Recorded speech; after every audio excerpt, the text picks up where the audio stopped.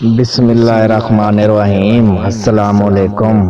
پھر جب انہیں یقین ہو گیا کہ یہ کھلی حقیقت ہے اور اللہ تعالیٰ نے جو پیغام حضرت جبرائیل کے ذریعے ان کی افسردگی دور کرنے کے لیے بھیجا تھا، یہ اس کی سچی تعبیر ہے، پھر حضرت آدم اٹھ بیٹھے اور بڑی دلچسپی اور پیار سے اپنی رفیق تنہائی اور جنون ساتھی کو دیکھنے لگے۔ حضرت آدم کو یوں محسوس ہوا کہ جیسے اللہ نے ان کی تنہائی دور کرنے کے لیے حسن و جمال کا ایک ایسا ساتھی ان کے پاس بھیجا ہے جس کی خوشبو پھولوں سے افضل، جس کا حسن جنت کے دل فریب نظاروں سے کہیں زیادہ بالا تر ہے۔ حضرت حوا بھی خالص نسوانی انداز میں سر جھکائے کن اکھیوں سے حضرت آدم کو بڑی محبت بھری نظروں سے دیکھ رہی تھی اور خوش تھی کہ وہ جنت میں تنہا نہیں بلکہ ان کا رفیق بھی موجود ہے جو بہشت کی تمام رعنائیوں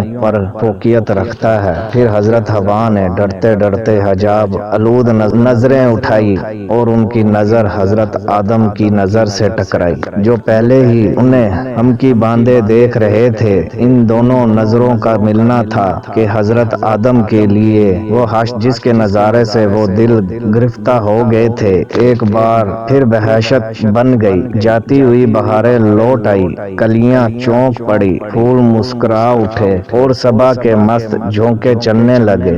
آدم کو ہر چیز جاذب نظر اور نظر افروز دکھائی دینے لگی۔ حضرت حوا کی موجودگی نے بہشت کی رونق میں ہزار گنا اضافہ کر دیا تھا۔ حضرت آدم نے پیار بھری نظروں سے حضرت حوا کو دیکھتے ہوئے پوچھا، تم کون؟ حضرت حوا کی نظریں حجاب سے جھک گئی اور انہوں نے جواب دیا، میں آپ کے اجزائے جسم ہی میں سے ایک جزو ہوں۔ تمہیں کس نے پیدا کیا؟ حضرت آدم نے سوال کیا۔ اللہ تعالیٰ نے۔ حضرت حوا شرماتے ہوئے لہجے میں گویا ہوئی، شکر الحمدللہ۔ حضرت آدم نے کہا، تم کس ضرورت سے یہاں آئی ہو؟ ان کو خیال ہوا کہ شاید یہ عارضی ملاقات ہے اور یہ حسین پیکر جس مقصد کے تحت یہاں بھیجا گیا ہے اسے پورا کر کے واپس چلا جائے گا۔ حضرت آدم کے اس سوال پر حضرت حوا اور زیادہ شرما گئی اور اس طرح نظریں جھکائے جھکائے جواب دیا،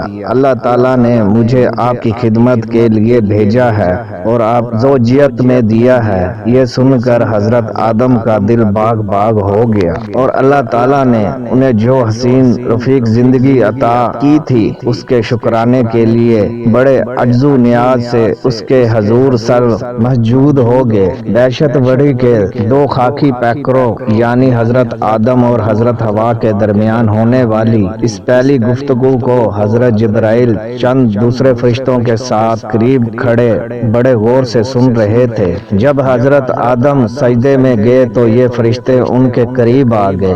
حضرت آدم نے سجدے سے سر اٹھایا تو حضرت جبرائیل کو دوسرے فرشتوں کے ساتھ اپنے سامنے پایا۔ حضرت آدم مسکرائے اور بولے، اے جبرائیل، اللہ جل شانہ نے اپنا وعدہ پورا کر دیا اور مجھے ایک ایسا رفق دے دیا جس نے میری تمام تلفتیں اور اداسیاں دور کر دی۔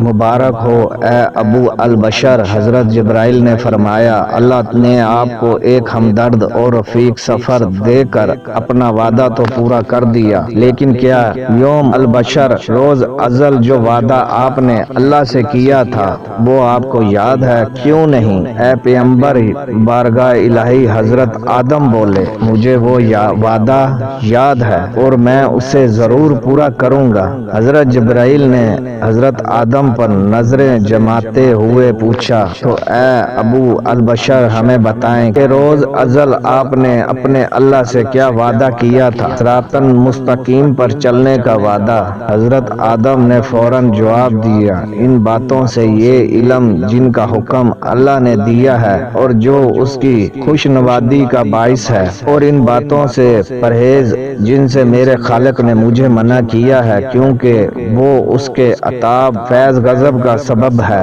حضرت جبرائیل خوش ہو کر بولے، درست فرمایا آپ نے ابو البشر۔ پھر حضرت جبرائیل نے فرشتوں کو اشارہ کیا اور تمام فرشتے حضرت آدم اور حضرت حوا کے گرد حلقہ باندھ کر بیٹھ گئے۔ حضرت جبرائیل نے بیٹھے ہوئے کہا، اے ابو البشر، اب اللہ تعالیٰ آپ دونوں عقد کر کے آپ کو رشتہ ازدواج میں منسلک کرے گا، لیکن اس سے پہلے آپ ہمارے چند سوالوں کے جواب دیجئے۔ ضرور پوچھیے۔ حضرت آدم بولے، میں آپ کے تمام سوالوں کے جواب دینے پر آمادہ ہوں۔ حضرت جبرائیل نے پہلا سوال کیا، اے ابو البشر، آپ صاحب عالم ہیں، یہ بتائیں کہ آپ کے اس مونس و ہمدرد کا نام کیا ہے؟ حضرت آدم نے ایک لمحے کے لیے آنکھیں بند کی، ہجر عالم میں غوطہ زن ہوئے، پھر آنکھیں کھول کر جواب دیا، اے جبرائیل، میری اس غمسار اور مونس و ہمدرد کا نام حضرت حوا ہے۔ بے شک۔ حضرت جبرائیل نے پھر پوچھا،